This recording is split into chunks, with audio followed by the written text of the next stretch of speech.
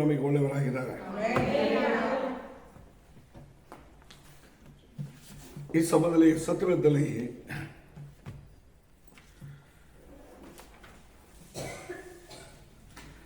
ನಾವೆಲ್ಲರೂ ದೇವರ ಮಕ್ಕಳು. ಕೃಪೆಯಿಂದ ವಿಶ್ವಾಸದ ಮೂಲಕವಾಗಿ ನಾವು ರಕ್ಷಣೆ ಹೊಂದಿರುವರು. ನಾವು ಹೊಂದಿರುವ ರಕ್ಷಣೆ ದೇವರು ನಮಗೆ ಕೊಟ್ಟುವ ಪಾಪ ಕ್ಷಮೆ.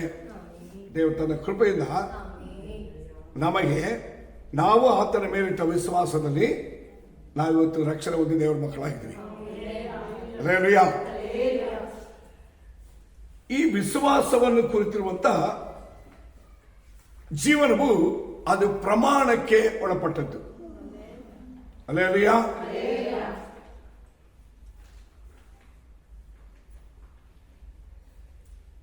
ವಿಶ್ವಾಸ ಪ್ರಮಾಣ ಎಂಬುದಾಗಿ ಸತ್ಯವೇದ ನಮಗೆ ಬೋಧನೆ ಮಾಡುತ್ತೆ. ನಾವು ಪರಲೋಕ ರಾಜ್ಯಕ್ಕೆ ಹೋಗ್ಬೇಕಂದ್ರೆ ಪಾಪ ಕ್ಷಮ ಹೊಂದಬೇಕು, ರಕ್ಷಣೆ ಪಾಪದಿಂದ ಬಿಡುಗಡೆ ಆಗಬೇಕು, ಪರಿಶುದ್ಧರಾಗಬೇಕು. ಅಥವಾ ಪರಲೋಕದಲ್ಲಿ ನಾವು ಸೇರುವುದಕ್ಕೆ ನಮ್ಮನ್ನ ಪರಿಶುದ್ಧವುಳ್ಳ ಮಾರ್ಗದಲ್ಲಿ ನಾವು ಮುಂದಕ್ಕೆ ಬರಬೇಕು. ಇದಕ್ಕೆ ಒಂದೇ ಒಂದು ಮಾರ್ಗ ಇರೋದು, ಪ್ರಮಾಣ ಇರೋದು ಕ್ರಿಸ್ತುವಿನ ಪ್ರಮಾಣ. ಯೇಸು ಸ್ವಾಮಿ ಇಲ್ಲದೆ, ಯೇಸು ಸ್ವಾಮಿಯಲ್ಲಿ ವಿಶ್ವಾಸವಿಲ್ಲದೆ ಭೂಮಿಯಲ್ಲಿರುವ ಯಾವ ಮನುಷ್ಯನು ಪರಲೋಕ ರಾಜ್ಯ ಎಂಬ ಮೋಕ್ಷಕ್ಕೆ ಹೋಗಲಿಕ್ಕೆ ಸಾಧ್ಯ ಇಲ್ಲ. ಆದರೆ ಈ ಭೂಮಿಯಲ್ಲಿರುವ ಎಲ್ಲಾ ಮನುಷ್ಯರು ಪರಲೋಕ ರಾಜ್ಯ ಹೋಗೋದಕ್ಕೋಸ್ಕರವಾಗಿ ನಮ್ಮ ದೇವರಿಂದ ನಮಗೆ ಕೊಡಲ್ಪಟ್ಟ ಪ್ರಮಾಣ ವಿಶ್ವಾಸ ಪ್ರಮಾಣ. ಆ ವಿಶ್ವಾಸ ಪ್ರಮಾಣವು ಯಾವುದು, ನಾವು ಹೆಂಗೆ ಅದರ ಒಳಪಟ್ಟು ಜೀವನ ಮಾಡಬೇಕು ಎಂಬುದನ್ನೇ ಈ ಸಮಯದಲ್ಲಿ ನಾನು ನಿಮ್ಮ ಮುಂದೆ ತರ್ತೇನೆ.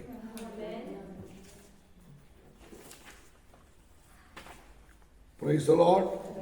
ಹಲ್ಲೆಲೂಯಾ.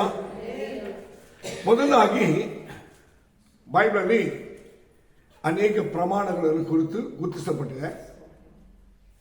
ಈ ವಿಶ್ವಾಸ ಪ್ರಮಾಣ ಪ್ರಕಾರವಾಗಿ ನಾವು ಕೊಡಲ್ಪಟ್ಟ ಪ್ರಮಾಣ ನಡೆಯುವುದಕ್ಕೆ, ನಮ್ಮನ್ನ ಮುಂದೆ ಸಾಗೋದಕ್ಕೆ ಅನೇಕ ಪ್ರಮಾಣಗಳು ನಮ್ಮಲ್ಲಿ ನೆರವೇರಬೇಕಾಗುತ್ತೆ. ಹಲ್ಲೆಲೂಯಾ. ಮೊದಲಾಗಿ ನಾವು ನೋಡುವಾಗ ಓದ್ಬಿಡೋಣ. ವಿಶ್ವಾಸ ಎಂಬ ಆ ಪ್ರಮಾಣವು ಹೇಗೆ, ಅದು ಕೃಪೆಯ ಮೂಲಕವಾಗಿ ಯೇಸುವಿನ ಮೇಲಿಟ್ಟ ವಿಶ್ವಾಸದಲ್ಲಿ ನಮಗೆ ರಕ್ಷಣೆ ಪಡ್ಕೊಳ್ಳೋದು. ಏನು ಓದೋದು? ರೋಮಾಪುರದ ಬರೆದ ಪತ್ರಿಕೆ 10ನೇ ಅಧ್ಯಾಯ 11-12 ವಾಕ್ಯಗಳು ಹೀಗೆ ಹೇಳ್ತಾರೆ. ಓದೋಣ.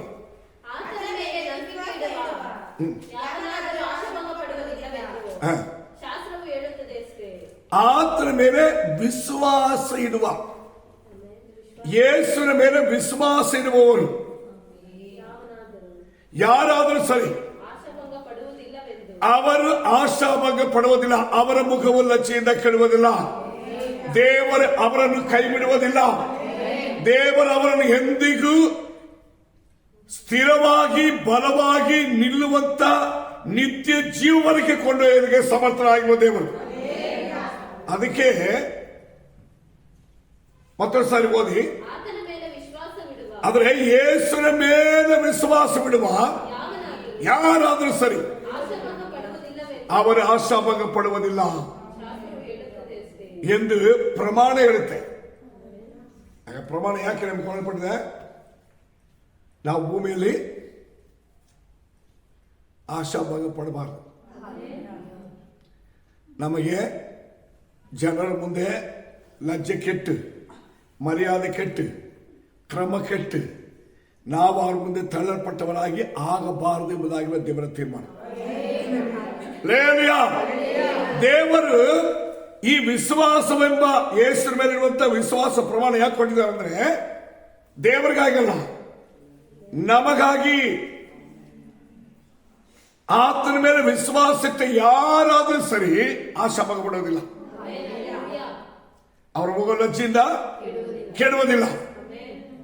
ಅವರ ತಲೆ ಎತ್ತುವಂತೆ ಮಾಡುವುದಕ್ಕೂ, ಅವರನ್ನ ವೈರಿಗಳ ಮುಂದೆ ಒಂದು ಅವತಾರವನ್ನು ಸಿದ್ಧ ಮಾಡುವುದಕ್ಕೂ, ಅವರ ಪಾಪ ಶಾಪ ಎಂಬುದನ್ನು ಬಿಡಿಸಿ ಅವರನ್ನು ಪರಿಶುದ್ಧ ದೇವ ಜನವಾಗಿ ತನ್ನ ಜನ ಎಂಬುದಾಗಿ ತನ್ನ ನಾಮದ ಮಹಿಮೆಯನ್ನ ಪ್ರಕಟಿಸಿ ಅದರ ಅಧಿಕಾರವನ್ನ ಮಕ್ಕಳೆಂಬ ಸ್ಥಾನದಲ್ಲಿ ಅವರಿಗೆ ಕೊಡುವುದಕ್ಕೆ ದೇವರಿಟ್ಟ ತೀರ್ಮಾನ.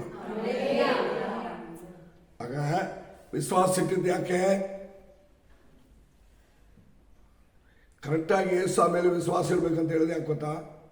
ಇದಕ್ಕೆ ನೀವು ಬೈಬಲ್ ನೋಡುವಾಗ ದೇವರ ಮೇಲೆ ವಿಶ್ವಾಸ ಇಲ್ಲದೆ, ನಾನು ಹೇಳಿದೆ, ಇಸ್ರಾಯೇಲ್ ಜನರು ದೇವರ ಮೇಲೆ ವಿಶ್ವಾಸ ಇಟ್ಟು ನಡೆಯುವಂತ ಒಂದು ಸಂಗತಿ ಈಗಿನ ದೇಶದಲ್ಲಿದ್ದಾರೆ.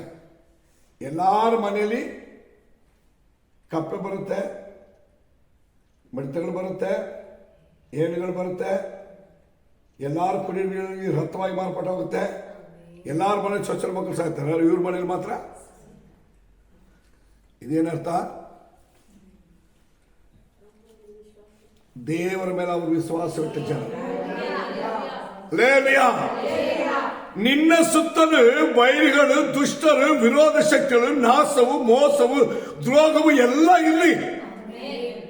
ಅದು ನಿನ್ನನ್ನು ಏನು ಬಾಧಿಸಲ್ಲ, ಅದು ನಿನ್ನನ್ನು ಏನು ಮಾಡಲ್ಲ, ಅದು ನಿನ್ನನ್ನು ಏನು ಮಾಡಕ್ಕೆ ದೇವರು ಬಿಟ್ಕೊಡಲ್ಲ. ಯಾರಿಂದಲೂ ನಿನ್ನನ್ನು ಕೆಡಿಸಬೇಕು, ತಡೆ ಮಾಡೋದಕ್ಕೆ ದೇವರು ಬಿಟ್ಟುಕೊಡದೆ ಅಂತ ನೋಡು. ಅದುವೇ ದೇವರ ಇಷ್ಟ. ಅದಕ್ಕೆ ದೇವರು ಹೇಳ್ತಾರೆ, ಒಂದು ಪ್ರಮಾಣ ಇಟ್ಟಿದ್ದಾರೆ. ವಿಶ್ವಾಸ ಪ್ರಮಾಣ ಎಂಬುದು ಯಾಕಪ್ಪ ಅಂತ ಹೇಳಿದ್ರೆ, ಆ ದೇವರ ಮೇಲಿರುವ ವಿಶ್ವಾಸ ಇದೆಯಲ್ಲ, ಅದು ಕರೆಕ್ಟ್ ಆಗಿ ದೇವರ ಮೇಲೇನೆ, ದೇವರು ಹೇಳಿದ ಪ್ರಕಾರವಾಗಿಯೇ, ದೇವರ ಚಿತ್ತದಂತೆಯೇ, ದೇವರ ವಾಕ್ಯದಂತೆಯೇ, ದೇವರು ನಿನ್ನನ್ನು ಕುರಿತು, ನಿಮ್ಮ ಪ್ರತಿಯೊಬ್ಬರ ಕುರಿತು ಉದ್ದೇಶಿಸುವ ಈ ಎಲ್ಲಾ ಕಾರ್ಯಗಳನ್ನ ಕರೆಕ್ಟಾಗಿ ಅರ್ಥ ಮಾಡಿಕೊಂಡು ನಡೆಯುವಾಗ ಅವರ ಮುಖವು ಕೆಡಲ್ಲ. ಅವರ ಆಶಾಭಂಗ ಪಡುವುದಿಲ್ಲ, ಅವರು ಬಿದ್ದು ಹೋಗೋದಿಲ್ಲ, ಅವರು ನಾಶವಾಗುವುದಿಲ್ಲ. ಇದೆಲ್ಲ ದೇವರ ಮಕ್ಕಳಿಗೆ ವಿರೋಧವಾಗಿರುವವರು, ದೇವರನ್ನು ಮರೆತು ಬಿಟ್ಟವರು, ದೇವರು ಮಾಡುವ ಪಾರದ ನೆನೆಸದೆ ದ್ರೋಹ ಮಾಡಿರುವವರು, ಅವರಿಗೆ ಹೋಗ್ಬಾರ್ದು. ನಿಮಗೆಲ್ಲ ಅದರ ಮೊದಲಾಗಿ ಓದನ ಇಲ್ಲಿ ಆತನೆಂದು ಹೇಳುವುದು ಯೇಸು. ಯೇಸುವಿನ ಮೇಲೆ ವಿಶ್ವಾಸವಿಟ್ಟವರು ಯಾರಾದರೂ ಸರಿ ಅವರ ಆಶಾಭಂಗ ಪಡುವುದಿಲ್ಲ ಎಂದು ಪ್ರಮಾಣ ಹೇಳುತ್ತೆ. ಇದನ್ನು ಹೇಳಿದ್ದಾರೆ ಯಾರು? ಈಗ ಯೇಸುವಿನ ಮೇಲೆ ವಿಶ್ವಾಸ ಇಟ್ಟ ಜನ ಯೇಸುವಿನ ವಿಶ್ವಾಸ ಪ್ರಮಾಣವನ್ನು ಯಾಕೆ ಅನುಸರಿಸಬೇಕಂದ್ರೆ, ಅದಕ್ಕೊಂದು ಪ್ರಮಾಣ ಇದೆ. ಅಂದ್ರೆ ಯಾರು ಹೇಳೋದನ್ನ? ದೇವರು ಹೇಳ್ತಾರೆ, ಆತನ ಮೇಲೆ ವಿಶ್ವಾಸ ಇಟ್ಟವರು ಯಾವನಾದ್ರೂ ಸರಿ ಅವನ ಆಶಾಭಂಗ ಪಡುವುದಿಲ್ಲ ಎಂಬುದಾಗಿ ಈ ಪ್ರಮಾಣವು ಹೇಳಿದೆ. Praise the lord. ಹಾಗಾದರೆ ವಿಶ್ವಾಸ ಪ್ರಮಾಣ ಎಂಬುದು ದೇವ ಜನರನ್ನ ರಕ್ಷಿಸುವುದಕ್ಕೆ, ಪಾಪ ಕ್ಷಮೆ ಕೊಡುವುದಕ್ಕೆ, ಶಾಪಗಳಿಂದ ಬಿಡುಗಡೆ ಆಗೋದಕ್ಕೆ, ವಿರೋಧಿಗಳ ವೈರಿಗಳ ಮಧ್ಯೆ ನಾವು ಬಿಡಿಸಿ ಮೇಲಿಗೆ ತರುವುದಕ್ಕೆ ದೇವರು ಒಂದು ಪ್ರಮಾಣ ಇಟ್ಟಿದ್ದಾರೆ. ಈಗ ಈ ಪ್ರಮಾಣ ಇಲ್ಲದೆ ನಾವು ಹಂಗೆ ದೇವರ ಮೇಲೆ ವಿಶ್ವಾಸ ಇಟ್ಟು ಹಂಗೆ ನಡೀತೀವಿ ಅಂದ್ರೆ ಹೇಗಾಗುತ್ತೆ?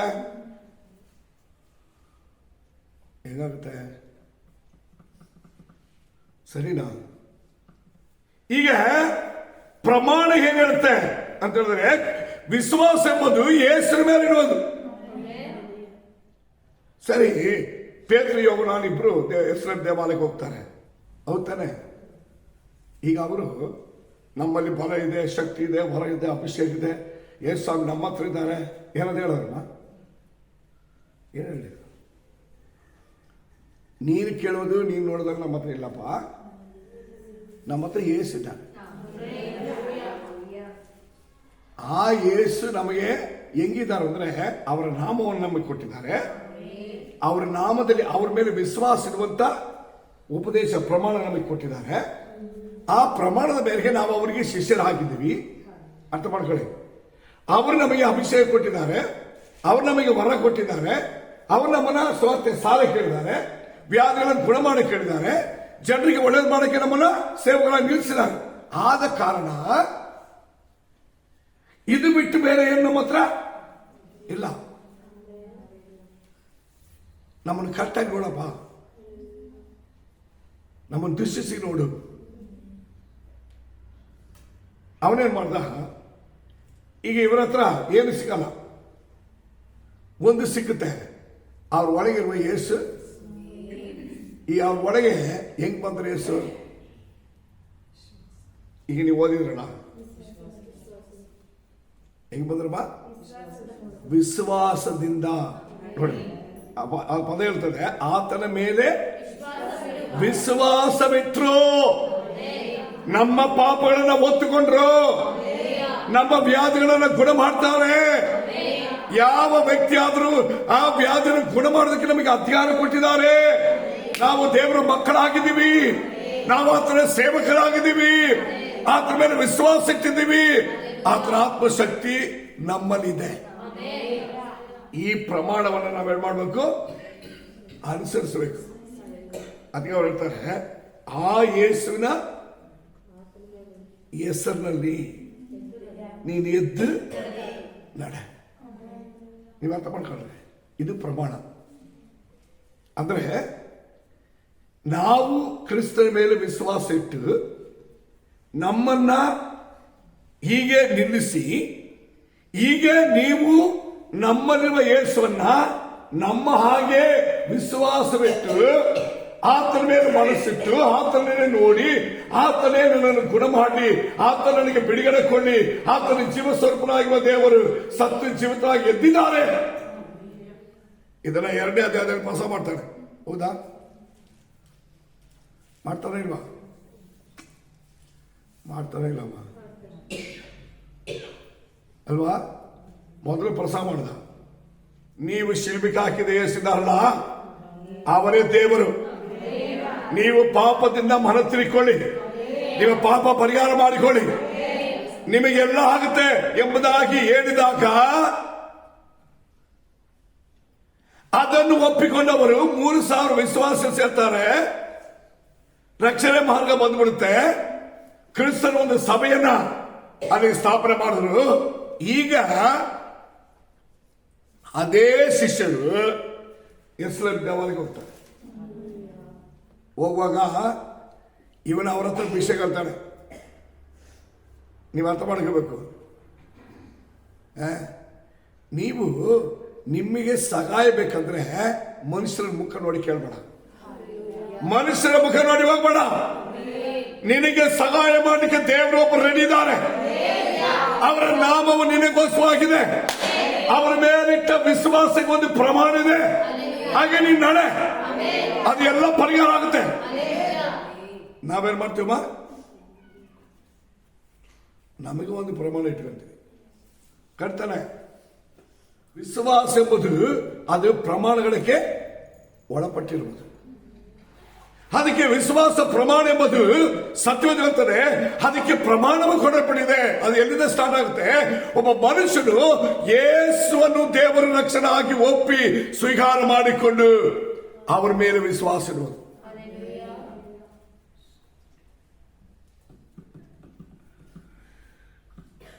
ಹನ್ನೆರಡನೇ ವಾಕ್ಯವರೆಗೆ ಹೋದಮ್ಮ.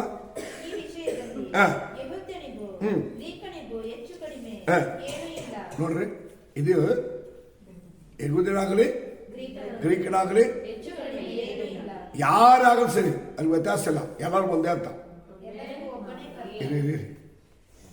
ವಿಶ್ವಾಸ ಪ್ರಮಾಣ ಎಂಬುದು ಎಲ್ಲರಿಗೂ ಒಂದೇ. ಅಲ್ಲಿ ಅವ್ರಿಗೆ ಬೇರೆ ಇವ್ರಿಗೆ ಬೇರೆ ಇವ್ರಿಗೆ ಬೇರೆ ಎಂಬುದಾಗಿಲ್ಲ. ಇವತ್ತು ಪ್ರಪಂಚದಲ್ಲಿ ಏನಾಗಿದೆ? ಎಲ್ಲ ಒಂದೇ ಆಗಿದೆಯಾ? ಇಲ್ಲ. ಅದು ಸತ್ಯವಾದ ಹೇಳ್ತಾನೆ. ಪ್ರಮಾಣ ಎಂಬುದು ಅವ್ರಿಗೊಂತಾರ ಇವ್ರಿಗೊಂತಾರ ಇವ್ರಿಗೊಂತಾರ ಅಲ್ಲ. ಯೇಸುವಿನ ಮೇಲೆ ವಿಶ್ವಾಸ ಇಟ್ಟವರಿಗೂ, ರಕ್ಷಣೆ ಹೊಂದಬೇಕಾಗಿರೋರಿಗೂ, ಪಾಪ ಕ್ಷಮೆ ಹೊಂದಬೇಕಾಗಿರೋರಿಗೂ, ದೇವರ ಮಕ್ಕಳಾಗಬೇಕು, ಪರಲೋಕ ರಾಜ್ಯ ಹೋಗ್ಬೇಕಾಗಿರೋದು ಎಲ್ಲರಿಗೂ ಒಂದೇ ಪ್ರಮಾಣನೇ. ಅದರಲ್ಲಿ ಇವರಿಗೆ ಬೇರೆ ಅವ್ರಿಗೆ ಬೇರೆ ಅವ್ರಿಗೆ ಬೇರೆ ಇಲ್ಲ. ಈಗ ಒಂದು ಸಾರಿ ರಕ್ಷಣೆ ಹೊಂದೋದು, ನೆಕ್ಸ್ಟ್ ಇರೋದೇನು ಗೊತ್ತಾ? ನ್ಯಾಯ ತೀರ್ಪು. ರಕ್ಷಣೆ ಹೊಂದಿದವರಿಗೆ ಯಾಕೆ ನ್ಯಾಯ ತೀರ್ಪಿಟ್ಟಿದ್ದಾರೆ ಗೊತ್ತಾ? ಕೊಟ್ಟ ರಕ್ಷಣೆ ಕಾಪಾಡಿಕೊಳ್ಬೇಕು, ಕೊಟ್ಟ ವಿಶ್ವಾಸದಲ್ಲಿ ಕಟ್ಟಿರ್ಬೇಕು, ದೇವರು ಅವರಿಗಿಂತ ಪ್ರಮಾಣ ನಿಯಮಗಳ ಒಳಗೆ ಇರಬೇಕು, ಅವರು ದೇವರು ನಡೆಸೋ ಪ್ರಕಾರವಾಗಿ ಅವರು ನಡಿಬೇಕು. ಇದೆಲ್ಲ ಇದ್ದರೇನೆ ಅವರು ನ್ಯಾಯ ತೀರ್ಪಿನಲ್ಲಿ ನಿಲ್ಲದೆ ದೇವರ ಮಕ್ಕಳಾಗೋದು. ನೆಕ್ಸ್ಟ್ ಏನಿದೆ ಹಾಗಾದ್ರೆ?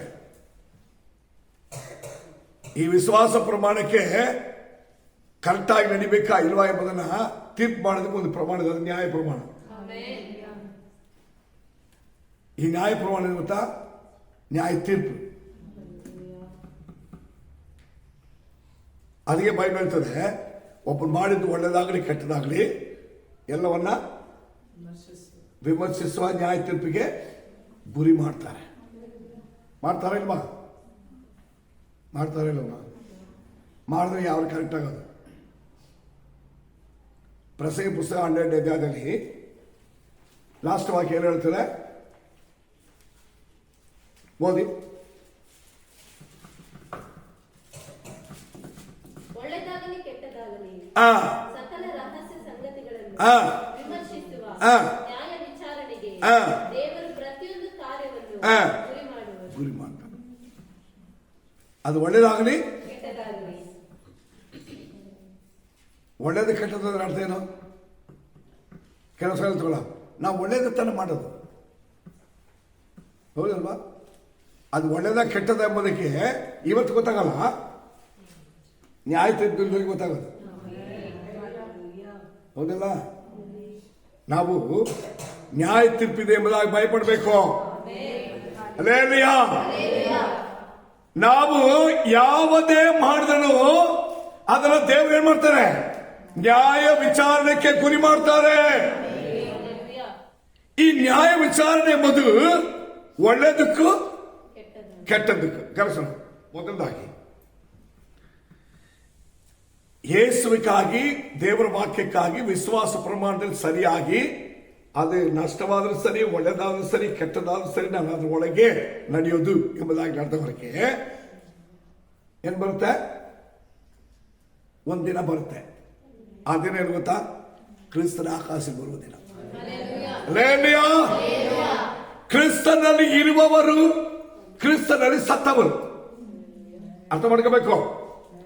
ಕ್ರಿಸ್ತನ ಮೇಲಿಟ್ಟ ವಿಶ್ವಾಸದ ಒಳಗೆ, ಪ್ರಮಾಣಕ್ಕೆ ಒಳಗೆ ಇರುವವರು. ಸೆಕೆಂಡ್, ಅದರ ಪ್ರಕಾರವಾಗಿ ಇದ್ದು ನಡೆದು ಸತ್ತವರು. ಇವರು ಮಾತ್ರವೇ ಪುನರುತ್ಥಾನ ಹೊಂದಲು. ಇದು ಒಂದು ತೀರ್ಪು. ಆವತ್ತು ನೋಡ್ಬೇಕು ಒಳ್ಳೆ ವಿಶ್ವಾಸ ಯಾರು, ಕೆಟ್ಟ ವಿಶ್ವಾಸ ಯಾರು.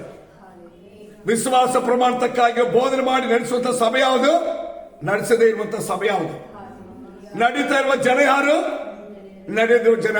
ಇದು ಒಂದು ಗೊತ್ತಾಗೋದಕ್ಕೆ ತೀರ್ಪು ಬರುತ್ತೆ. ನಿಮಗೂ ಗೊತ್ತಾಗಲ್ಲ, ಪ್ರಪಂಚ ಯಾವನಿಗೂ ಗೊತ್ತಾಗಲ್ಲ. ಇದು ಪ್ರಮಾಣ. ಅದಕ್ಕೆ ಅವ್ರು ಹೇಳ್ತಾರೆ, ನಾನು ಬೇಗ ಬರ್ತೀನಿ, ರೆಡಿ ಆಗಿ. ಅದಕ್ಕೆ ಸಭೆ ಹೇಳ್ತಾರೆ, ಸಭಾ ಸೇವಕರು ಹೇಳ್ತಾರೆ, ಸಭೆಯವರು ಹೇಳ್ತಾರೆ, ದೇವರ ಸಭೆ ನೀನು ಶುದ್ಧೀಕರಿಸಲ್ಪಡು, ನೀನು ಕರೆಕ್ಟ್ ಆಗು, ನೀನು ಆತನ ಸರಿಯಾಗಿ ನಡೆ. ಆತನ ಬಂದರೆ ರಾತ್ರಿಯೋ ಹಗಲೋ ಮಧ್ಯಾಹ್ನವೋ ಸಾಯಂಕಾಲವೋ ನೀನು ಆತನೊಂದಿಗೆ ಸೇರೋದಕ್ಕೆ ರೆಡಿಯಾಗು. ಇದು ಸಭೆ ಬೋಧಿಸುವ ಬೋಧನೆ, ಒಬ್ಬ ಸೇವಕರು ಬೋಧಿಸುವ ಬೋಧನೆ. ಕ್ರಿಸ್ತನ ಮೇಲೆ ಪ್ರಮಾಣವನ್ನು ಅನುಸರಿಸಿ ಇದು ಹಿಂಗೆ ಬರ್ದಿದೆ, ಹಿಂಗೆ ನಡಿಬೇಕೆಂಬುದಾಗಿ ಈ ಪ್ರಮಾಣವನ್ನು ನಡೆಸುವಂತ ನಿಯಮ. ಇದಕ್ಕೆ ನಾವು ಸಭೆಯಲ್ಲಿ ಇರ್ಬೇಕಂತ ಹೇಳೋದು, ಇದಕ್ಕೆ ಸಭೆಯ ಉಪದೇಶ ಕೇಳಬೇಕಂತ ಹೇಳೋದು, ಇದಕ್ಕೆ ದೇವ ನಾವು ಕ್ರಿಸ್ತನ ಇರುವುದು. ನೋಡಿ ಏನೇ ಸಂಬಂಧ. ಮೊದಲಾಗಿ ಕ್ರಿಸ್ತನ ರಕ್ತ ಕೈಕೊಳ್ತಾರೆ. ರಕ್ತ ಸಂಬಂಧ. ಯಾರ ರಕ್ತ ಸಂಬಂಧ? ಯಾರ ರಕ್ತ ಸಂಬಂಧಮ್ಮ? ಕ್ರಿಸ್ತನ ರಕ್ತ ಸಂಬಂಧ. ಅಪೊಸ್ತಲರು 20ನೇ ಅಧ್ಯಾಯದಲ್ಲಿ 28ನೇ ವಾಕ್ಯ ಹೇಳ್ತಾರೆ, ತನ್ನ ಸ್ವಂತ ರಕ್ತದಿಂದ ಫಸ್ಟ್ ಸಭೆಗೆ ನಮಗಿರುವ ಸಂಬಂಧ ಎಂತದ್ದು? ರಕ್ತದ ಸಂಬಂಧದಲ್ಲಿ ಇರಬೇಕು. ಅದು ಕ್ರಿಸ್ತನಲ್ಲಿ ಇರುವುದು. ಆಗ ಸಭೆಯು ಸಭೆಗಿರುವ ಸಂಬಂಧದಲ್ಲಿ ಇಲ್ಲ ಅಂದ್ರೆ ಮುಗೀತು. ಇದು ದೇವರ ಪ್ರಮಾಣದಲ್ಲಿ ಕೊಡಲ್ಪಟ್ಟಿರುವ ವಿಶ್ವಾಸ ಪ್ರಮಾಣಕ್ಕೆ ಸರಿಯಾಗಿರುವ ಜೀವನ. ನೀವು ನಿಮ್ಮ ಮಕ್ಕಳು, ನಿಮ್ಮ ಕುಟುಂಬ, ನಿಮ್ಮ ಜೊತೆ ಎಚ್ಚೆತ್ತುಕೊಳ್ಳೋದಕ್ಕೆ, ಬುದ್ಧಿ ಹೇಳೋದಕ್ಕೆ, ಸರಿಪಡಿಸಿ ಎದ್ದಾಡಬೇಕಾಗಿರುವ ದಿನ ಇದು. ಅದಕ್ಕೆ ಪೌಲ್ ಹೇಳ್ತಾನೆ, ನಾನು ಸಾಯುವವರೆಗೂ ಈ ಭೂಮಿಯಲ್ಲಿ ಹಣ, ಜನ, ಪದವಿ, ಮೇಲಿನ ಅಧಿಕಾರ, ಕೆಳಗಿನ ಅಧಿಕಾರ, ವರ, ಅಭಿಷೇಕ, ದೂದರು, ಎಂತದ್ದು ಬೇಕಾದ್ರೆ ಬರ್ಲಿ, ಅದನ್ನ ಏನ್ ಮಾಡಬಾರ್ದು? ಕ್ರೈಸ್ತರ ಪ್ರೀತಿಯಿಂದ ದೂರ ಮಾಡಬಾರ್ದು.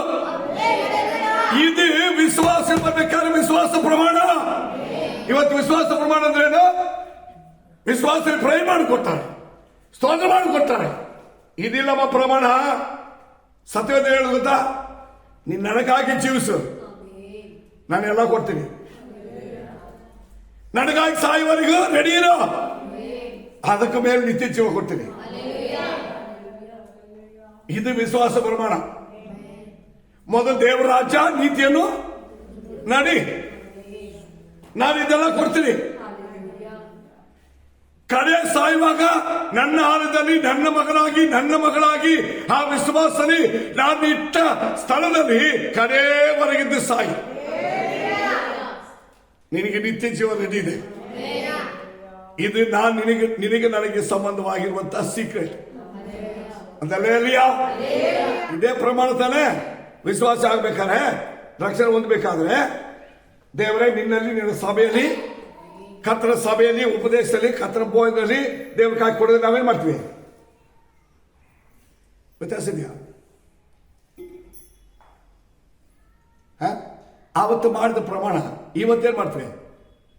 ಹಣಕೋಸವಾಗಿ ಒಂದು ದಾರಿ ಹಿಡಿತೀವಿ, ಮದುವೆಗೋಸ್ಕರ ಒಂದು ದಾರಿ ಹಿಡಿತೀವಿ. ಕರೆಕ್ಟ್ ಅಲ್ಲ? ನಮಗೆ ಅವನು ಬೇಕು ಎಂಬುದಕ್ಕೆ ಒಂದು ದಾರಿ ಹಿಡಿತೀವಿ. ಇದೇನ್ ದಾರಿ? ಪರಿಶುದ್ಧ ದಾರಿಯೋ, ವಿಶ್ವಾಸ ದಾರಿಯೋ? ಇವರುಗಳಿಗೆ ದೇವರ ಮಕ್ಕಳು, ವಿಶ್ವಾಸಗಳು ಆಗ ಪರಲೋಕಕ್ಕೆ ಹೋಗುತ್ತಾ ಇದು ರಕ್ಷಣೆ ಮಾರ್ಗನೋ? ಇವತ್ತು ವಿಶ್ವಾಸ ಪ್ರಮಾಣವಿಲ್ಲದೆ, ವಿಶ್ವಾಸದ ನಿಯಮವಿಲ್ಲದೆ, ಕ್ರಿಸ್ತನ ಮೇಲಿನ ವಿಶ್ವಾಸಕ್ಕೆ ಸರಿಯಾಗಿರುವ ಉಪದೇಶವಿಲ್ಲದೆ ನಡೆಯುವ ಯಾರೇ ಆಗಲಿ ನ್ಯಾಯ ತೀರ್ಪು ತಪ್ಪಲ್ಲ.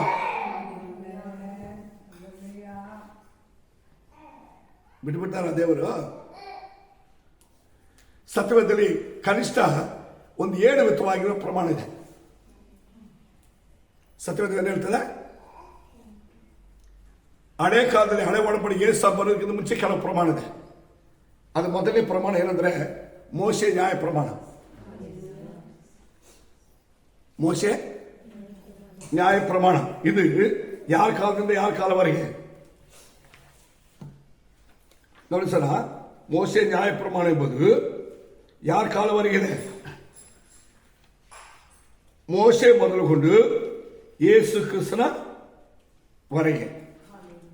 ಮೋಶೆ ಮೊದಲುಗೊಂಡು ಯೇಸು ಕ್ರಿಸ್ತನ ವರೆಗೆ.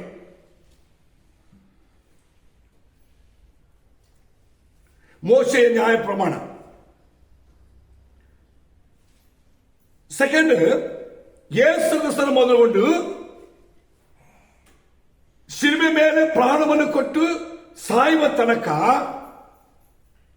ಯೇಸು ಹುಟ್ಟಿದಾದ್ರಿಂದ 33 ವರ್ಷವರೆಗೂ ಹಾಗೆ ಕೂಡ ಇದ್ದಿದ್ದು ಮೋಶೆ ನ್ಯಾಯ ಪ್ರಮಾಣವೇ. ಯೇಸು ಹೇಳ್ತಾರೆ, ಈ ಮೋಶೆ ನ್ಯಾಯ ಪ್ರಮಾಣವನ್ನ ನಾನು ಅಳಿಸೋದಕ್ಕೆ ಬಂದಿಲ್ಲ, ಅದನ್ನ ನೆರವೇರಿಸೋದಕ್ಕೆ ಬಂದೆ. ಓದ್ಬಿಡಿ. ಮತ್ತಾಯ ಬರೆದ ಸುವಾರ್ತೆ 5ನೇ ಅಧ್ಯಾಯ 17ನೇ ವಾಕ್ಯ. ಮೋಶೆ ಧರ್ಮಶಾಸ್ತ್ರವನ್ನಾಗಲಿ ಪ್ರವಾದಿಗಳ ವಚನಗಳನ್ನಾಗಲಿ ತೆಗೆದು ಹಾಕುವುದಕ್ಕೆ ನಾನು ಬಂದೇನೆಂದು ನೆನೆಸಬೇಡಿರಿ. ತೆಗೆದು ಹಾಕುವುದಕ್ಕೆ ಬಂದಿಲ್ಲ, ನೆರವೇರಿಸುವುದಕ್ಕೆ ಬಂದಿದ್ದೇನೆ. ಅರ್ಥ ಮಾಡಬೇಕು. ಮೋಶೆ ನ್ಯಾಯ ಪ್ರಮಾಣ ಎಂಬುದು ಮೊದಲಾಗಿ ಆದಾಮನ ಕಾಲದಲ್ಲಿ ಕೊಡಲ್ಪಟ್ಟಿರುವ ಒಂದು ಪ್ರಮಾಣ ಇದೆ. ಆದಾಮನ ಕಾಲದಲ್ಲಿ ಆದಾಮನಿಗೆ ದೇವರಿಗಿದ್ದ ಪ್ರಮಾಣ ಫಸ್ಟ್. ಈಗ ಅಲ್ಲಿಂದ ಸ್ಟಾರ್ಟ್ ಮಾಡಿ. ಆದಾಮನಿಗೆ, ದೇವರ ಜೊತೆಲಿದ್ದ ಪ್ರಮಾಣ ಏದೇನ್ ತೋಟ. ಏದೇನ್ ತೋಟಕ್ಕೂ ಆದಾಮನಿಗಿದ್ದ ಪ್ರಮಾಣ. ಫಸ್ಟ್ ಪ್ರಮಾಣ ಏನು? ಏದೇನ್ ತೋಟಕ್ಕೂ ಆದಾಮನಾಗಬೇಕಿದ್ದ ಪ್ರಮಾಣ. ಈ ಪ್ರಮಾಣದಲ್ಲಿ ಡೈಲಿ ದೇವರು ಬರ್ತಾರೆ, ಮಗಿಮೆ ಇದೆ,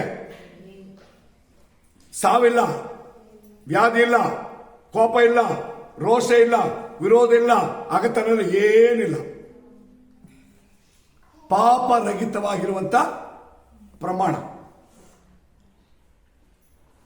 ಆದಾಮನಿಗೂ ಅವೆಗೂ ಏದೇನ್ ತೋಟಕ್ಕಿಂತ ಪ್ರಮಾಣ. ಈ ಪ್ರಮಾಣ ತಪ್ಪಿದ್ದು, ಪ್ರಮಾಣ ಕೆಟ್ಟು ಹೋಗಿರೋದು ಯಾರಿಂದ ಅಂತ ಹೇಳಿದ್ರೆ ಆದಾಮನವೇ ಇಬ್ಬರಿಂದ.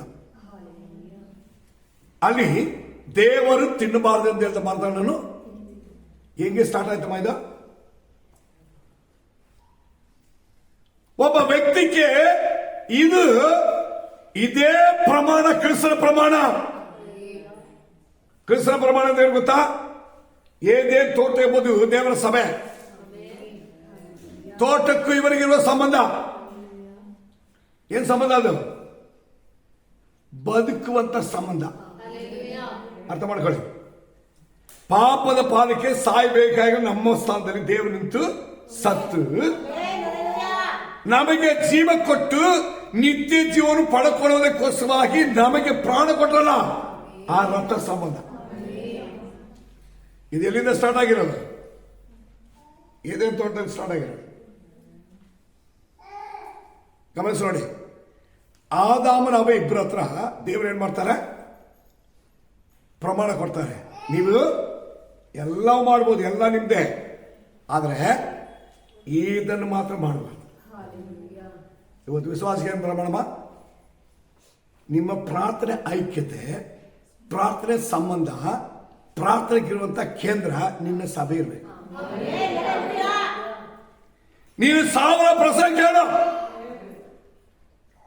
ನಿನಗೆ ಇಷ್ಟವಾಗಿರೋದ ಕೇಳು, ಆದ್ರೆ ನೀನ್ ನಡಿಬೇಕಾಗಿರೋದು ನಿನಗೆ ನಿಮ್ಮ ಸೇವಕರು ಬೋಧಿಸುವಂತ ಆಜ್ಞೆ ಪ್ರಕಾರ. ನಿಮಗೆ ಇರ್ಬೇಕಾದ್ರೆ ಒಂದೇ ಸಭೆ, ನಿಮಗೆ ಇರ್ಬೇಕಾದ್ರೆ ಒಂದೇ ಕರ್ತೃ ಬೋಧನ, ಒಂದೇ ಐಕ್ಯತೆ. ಇದು ಇಲ್ಲಿರ್ಬೇಕು. ಅಲ್ಲಿದ್ದ ಅದೇ ಪ್ರಮಾಣ. ದೇವರು ಹೇಳ್ತಾರೆ, ಈ ವಿಶ್ವಾಸ ಪ್ರಮಾಣ ಎಂಬುದು ಕ್ರಿಸ್ತನ ಮೂಲಕವಾಗಿ ನಮ್ಮನ್ನ ನಿತ್ಯ ರಾಜ್ಯವರೆಗೆ ಕೊಂಡೊಯ್ಯೋದಕ್ಕೆ ದೇವರು ನಮಗೆ ಕೊಟ್ಟಿರುವಂತ ಅದ್ಭುತವಾಗಿರುವಂತ ನಿಯಮ. ಪಾಲಿಸಬೇಕು. ಕೊರಿಯದವರ ಬರೆದ ಪತ್ರಿಕೆಯಲ್ಲಿ ಏನಂತ ಗೊತ್ತಾ? ನೀವು ಎಲ್ಲ ಮಾಡೋದು ನಿಮಗೆ ಸ್ವತಂತ್ರ ಇದೆ, ಆದ್ರೆ ಎಲ್ಲ ಮಾಡುವುದು ಏನಲ್ಲ, ಎಲ್ಲ ಕಾರ್ಯ ಮಾಡೋದು ನಿಮಗೆ ಸ್ವತಂತ್ರ ಇದೆ, ಆದ್ರೆ ಎಲ್ಲವೂ ವಿಹಿತವಾಗಲ್ಲ. ಎಲ್ಲ ಕಾರ್ಯ ಮಾಡುವುದಕ್ಕೆ ನಮಗೆ ಸ್ವತಂತ್ರ ಇದೆ, ಆದ್ರೆ ನಾವು ಯಾವುದಕ್ಕೂ ಒಳಗಾಗಲ್ಲ. ಅರ್ಥ ಆಗುತ್ತಾ? ನಮಗೆಲ್ಲ ನಮ್ಮ ಕೈಯಲ್ಲಿದೆ, ಬೇರೆ ಯಾರ ಕೈಯಲ್ಲಿಲ್ಲ. ನೀವೀಗ ನಡಿಬೇಕಾದಾಗ ನಡೆಯಕ್ಕಾಗುತ್ತೆ, ಈಗ ನಡೆಯಕ್ಕಾಗಲ್ಲ ಅಂದ್ರೆ ನಡೆಯಕ್ಕಾಗದ ಹೋಗುತ್ತೆ. ನಾನು ಹಿಂಗೆ ಸಾಧಿಸಕ್ಕಾಗುತ್ತೆ, ಇಂಥವ್ರ ಮುಂದೆ ನಾನು ಹಿಂಗೆ ಇರ್ತೀನಿ ಅಂದ್ರೆ ಹಂಗೆ ನಿಲ್ಲಕ್ಕೆ ಬರುತ್ತೆ. ನಿಮ್ಮ ಕೈಲೇ ಇದೆ. ಆದ್ರೆ ದೇವರು ನಿಮಗೆ ಕೊಟ್ಟ ವಿಶ್ವಾಸದ ಬಲ, ನನ್ನನ್ನು ಬಲಪಡಿಸುವ ಕ್ರಿಸ್ತನಲ್ಲಿ ನಿಂತುಕೊಂಡು ಎಲ್ಲವನ್ನು ಮಾಡೋದಕ್ಕೆ ಶಕ್ತರಾಗ್ತೀನಿ. ಆ ಬಲದಲ್ಲಿ ನಿಂತುಕೊಂಡ್ರೆ ಬಲಗಿನದಲ್ಲಿ ಬಲ ಬರ್ತದೆ. ನಿನ್ನ ಸಾಲ ಕಷ್ಟಗಳಿಗೆ ದೇವರ ಪಕ್ಕದಲ್ಲಿ ದೂತರು ಕಳಿಸ್ತಾರೆ. ನಿನ್ನ ಕೆಲಸವನಿಗೆ, ನಿನ್ನ ಉರುವಾಗಿ ಬರುವವನಿಗೆ, ದುಷ್ಟನಿಗೆ ಉಂಟಾಗುವ ತೀರ್ಪನ್ನ ನಿನ್ನ ಕಣ್ಣಾರ್ ನೋಡುವುದಕ್ಕೆ ದೇವರು ನಿಮ್ಮನ್ನು ಬದುಕಿಸ್ತಾನೆ. ನಮ್ಮನ್ನ ಪರಿಶೋಧನೆ ಮಾಡೋಣ.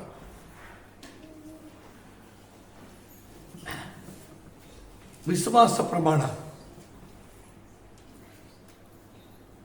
ಕ್ರಿಸ್ತನ ಮೇಲಿರುವ ವಿಶ್ವಾಸ ಪ್ರಮಾಣ, ಯೇಸುವಿನ ಮೇಲಿರುವಂತಹ ವಿಶ್ವಾಸ ಪ್ರಮಾಣ ಹೇಗಿರಬೇಕು? ಅದರ ಆಶೀರ್ವಾದ, ಅದರ ಮೌಲ್ಯ ಏನು? ವಿಶ್ವಾಸದಲ್ಲಿ ಆ ಪ್ರಮಾಣಕ್ಕೆ ಒಳಪಟ್ಟಿರುವಂತಹ ದೇವರ ಸಭೆಗೂ ದೇವರಿಗೂ ನಮಗಿರುವಂತಹ ಸಂಬಂಧ ಏನು? ಆದ್ರೆ ನಾವು ನಡ್ಕೊಳ್ಬೇಕಾಗಿ ನಮಗೆ ಸ್ವತಂತ್ರವೇನು? ಆದ್ರೆ ನಾವು ಯಾವ ರೀತಿ ನಡಿಬೇಕು ಎಂಬುದನ್ನು ಕುರಿತಿರುವಂತಹ ಅಂಶಗಳನ್ನ, ಕಾರ್ಯಗಳನ್ನ ಈ ದಿನವೂ ನಾವು ದೇವರ ವಾಕ್ಯದ ಮೂಲಕವಾಗಿ ನೋಡಿದ್ದೇವೆ.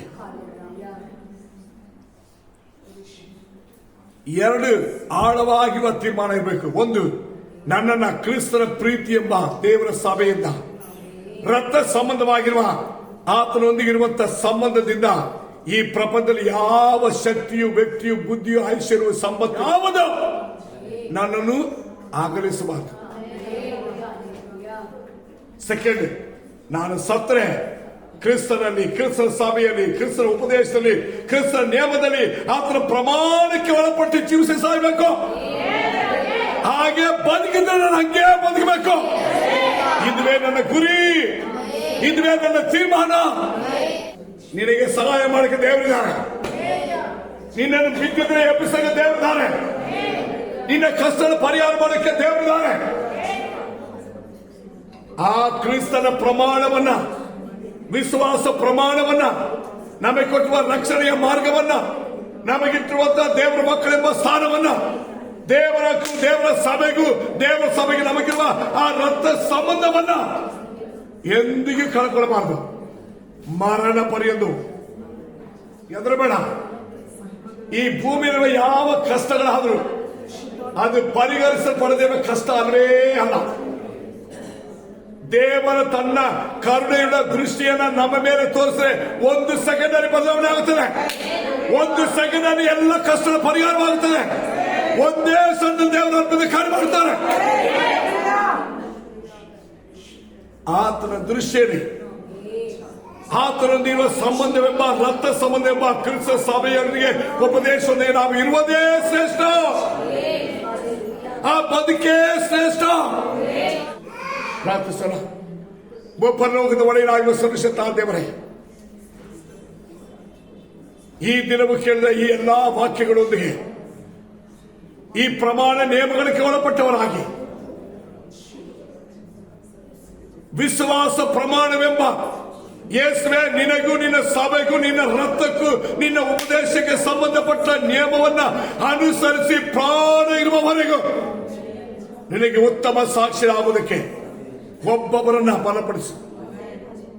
ಇದಕ್ಕೆ ತಡೆಯಾಗಿರುವಂತಹ ಈ ಪ್ರಪಂಚದ ಐಶ್ವರ್ಯ, ಸಂಪತ್ತು, ಸ್ಥಾನ, ಮಾನ, ವ್ಯಕ್ತಿ, ಈ ಎಲ್ಲವರಿಂದ ಬರುವಂತಹ ಹೋರಾಟಗಳು, ಇದರಿಂದ ಉಂಟಾಗಿರುವ ಮೋಸ, ನಾಶ, ಕಷ್ಟ, ಸಂಕಟಗಳು, ಇವುಗಳಿಂದ ಒಂದು ಬಿಡುಗಡೆ ಹಬ್ಬದವು ಯೇಸು ನಾಮದಲ್ಲಿ ಉಂಟಾಗಲಿ. ರಾಜ,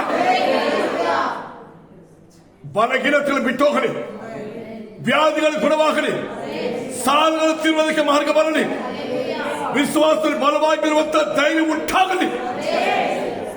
ಸಭೆಯೊಂದಿರುವ ಆ ರಕ್ತ ಸಂಬಂಧವನ್ನು ಒಬ್ಬೊಬ್ಬರ ತಟ್ಟಿ ಎಬ್ಬಿಸ ರಾಜ. ಆ ಭಕ್ತಿ ವೈರಾಗ್ಯದಿಂದ ತುಂಬಿಸು. ಒಂದೊಂದು ಕುಟುಂಬವನ್ನ, ಒಂದೊಂದು ವ್ಯಕ್ತಿಯನ್ನ ನಿನಗೆ ಭಕ್ತಿ ವೈರಾಗ್ಯವಾಗಿ ನಿಲ್ಲಿತು ನಿನಗೆ ಕೃಪೆ ಕೊಡಯ್ಯ. ಶ್ರೇಷ್ಠ ಹೋರಾಟವನ್ನು ಹೋರಾಡಿ ಓಟವನ್ನು ಮುಗಿಸಿ ಜಯ ಹೊಂದಿ ಮರಣವಾಗಲಿ ಜೀವವಾಗಲಿ ಅದನ್ನು ಗೆದ್ದು ನಿನ್ನ ಮುಂದೆ ನಿಲ್ಲುವಂತ ನಿನ್ನ ಮಕ್ಕಳಾಗಿ ಅಭಿಷೇಕ ಮಾಡು ರಾಜ. ಅಭಿಷೇಕ ಮಾಡು ರಾಜ. ದುಷ್ಟ ಸೈತಾನನ ಅವರ ಕ್ರಿಯೆಗಳೆಲ್ಲವೂ ಯೇಸು ನಾಮದಲ್ಲಿ ದಹಿಸಲ್ಪಡಲಿ. ಒಬ್ಬೊಬ್ಬರನ್ನು ಬಲಪಡಿಸು, ನಿನ್ನ ಕೃಪೆಯಲ್ಲಿ ತುಂಬಿಸು, ಅದ್ಭುತ ಕಾರ್ಯ ಮಾಡು. ಯೇಸು ನಾಮದಲ್ಲಿ ತಂದೆ. Amen, amen.